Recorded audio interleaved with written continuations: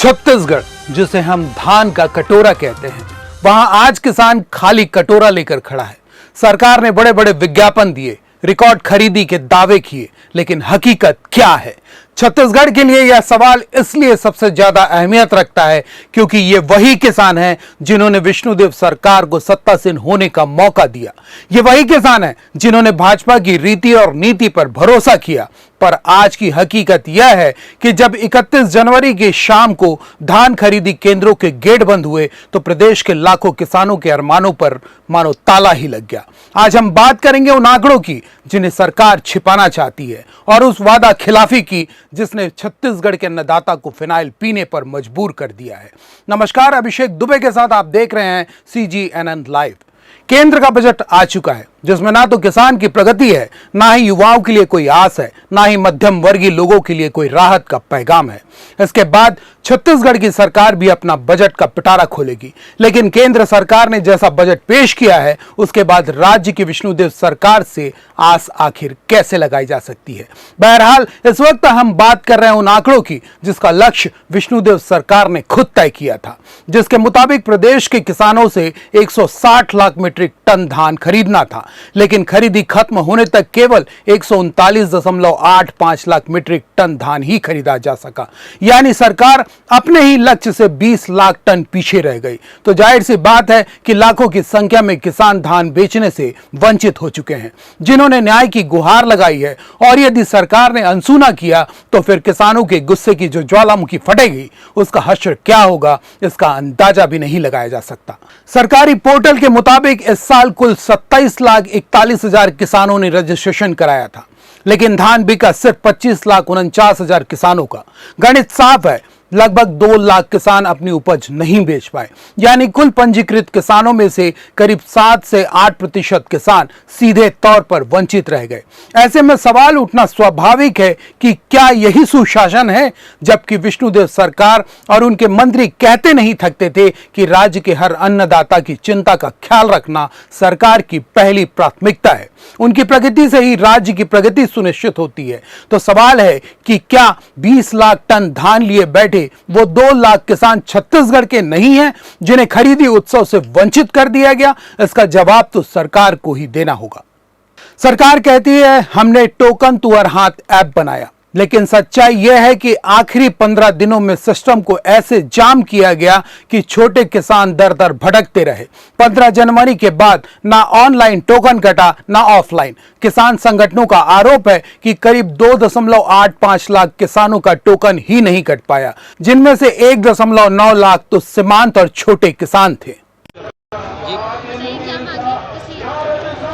हम लोग किसानों का धान सब कुछ होने के बावजूद भी नहीं बिक पाया है, जिसके लिए कलेक्टर महोदय को ज्ञापन देने के लिए आए हुए हैं, जिसमें मुख्य मांगे हैं कि किसान भाई लोग अपना कैरी फॉरवर्ड वगैरह करवा लिए थे और उसके बाद सत्यापन भी हुआ। सत्यापन होने के बाद भी उनका धान नहीं बिक पाया है। तो हम चाहते हैं कि कलेक्टर महोदय मतलब इनकी धान की खरीदी की जाए, क्योंकि इनके पास अभी इनका कर्जा भी है बैंकों में। तो अगर इनका धान नहीं बिक पाता है तो ये कर्जा कहाँ से दे पाएंगे? बिलासपुर जिले में कितने ऐसे किसान होंगे जिनका धान अभी तक नहीं बिक पाया? बिलासपुर जिले में लगभग सभी समितियों में मैं गया था, जिसमें मेरे को पता चला है कि पंजीकृत जो किसान है हर समिति में 25-50 किसान तो छूटे हैं। उसके अलावा तकनीकी कारणों से काफ़ी किसान छूटे हुए हैं जिनका मतलब धान नहीं बिक पाया है। क्या चाह रही भारतीय किसान संघ?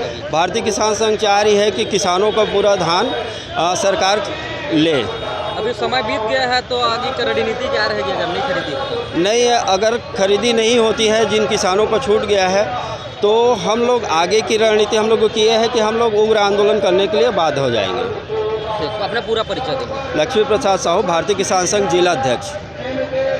सत्ता के गलियारों में बैठे लोग कहते हैं कि समय काफी था, लेकिन क्या उन्हें नहीं पता कि छत्तीसगढ़ में फसल कटाई और मिजाई में कितना वक्त लगता है? क्या उन्हें नहीं पता कि आखिरी दिनों में शनिवार रविवार की छुट्टियां देकर खरीदी केंद्रों को बंद रखा गया? यह सोची समझी रणनीति थी ताकि लक्ष्य कम दिखाया जाए और खजाना बचाया जा सके। छत्तीसगढ़ का किसान पंजाब, हरियाणा, बिहार या अन्य राज्यों की तरह तत्काल उत्तेजित नहीं होता, बल्कि शांति से अपनी मांग और बात रखता है, जो किया जा रहा है। लेकिन दिलों में धधकती ज्वाला कब विस्फोटक रूप ले लेगी, इस पर कुछ भी नहीं कहा जा सकता। नीति और प्रपंच के कारण राजेंद्र सहकारी समिति में 52 किसान एक बार विधान नहीं बेचे हैं और ओकर ज़्यादा किसान दोबारा टोकन नहीं कटे हैं, जेकर सबो जन के सत्यापन पटवारी द्वारा करे जा चुके हैं। और शासन हाँ पतियात नहीं है कि किसान मन का धान है करके। कुछ दिन पहले 30 तारीख के हमन हाँ एडीएम कार्यालय आ रहे हैं आवेदन देवा सूची लेकर के। तो एडीएम तो नहीं रही से, लेकिन वहाँ के बाबू बोलते कि आखिरी डेट में आवेदन दे तो का होई, ये फाइल में पड़े रही। तो फाइल में पड़े रही सरकार कैसे जानी? ती सरकार ला जगाना है हमला और हुकुम करनी नील से ओला उठाना है कि देख हमार किसान मन के धान बाँचे है, ये ला तोला खरीदना पड़ी। ते वादा कर रहे हैं एक एक दाना धान खरीदूँ किसान मन के करके, तो तोला एक एक दाना धान खरीदे पड़ी। छत्तीसगढ़ शासन किसान मन के पीड़ा ला नहीं समझते, किसान मन की पीड़ा देना बंद करे छत्तीसगढ़ शासन है और किसान मन के एक एक दाना धान ला खरीदे और जतका जन के टोकन काटे सत्यापन काबा करे, सत्यापन करे तो धान ला खरीदे। सरकार है किसान मन ला चोरहा समझाते, जे घर घर जाके पटवारी द्वारा तहसीलदार द्वारा सत्यापन करते। किसान पर भरोसा नहीं है, यही किसान के दम में सरकार बना है। आज किसान मन ला तरपात है। एक दिन ऐसे आई कि एक किसान हाँ ओकर साथ नहीं रही। तो मैं शासन से यही मांग करता हूँ कि कुंभकर्णी नींद से जागे और किसान मन के टोकन काटे और धान ला खरीदे। जय हिंद। जय हिंद। चलो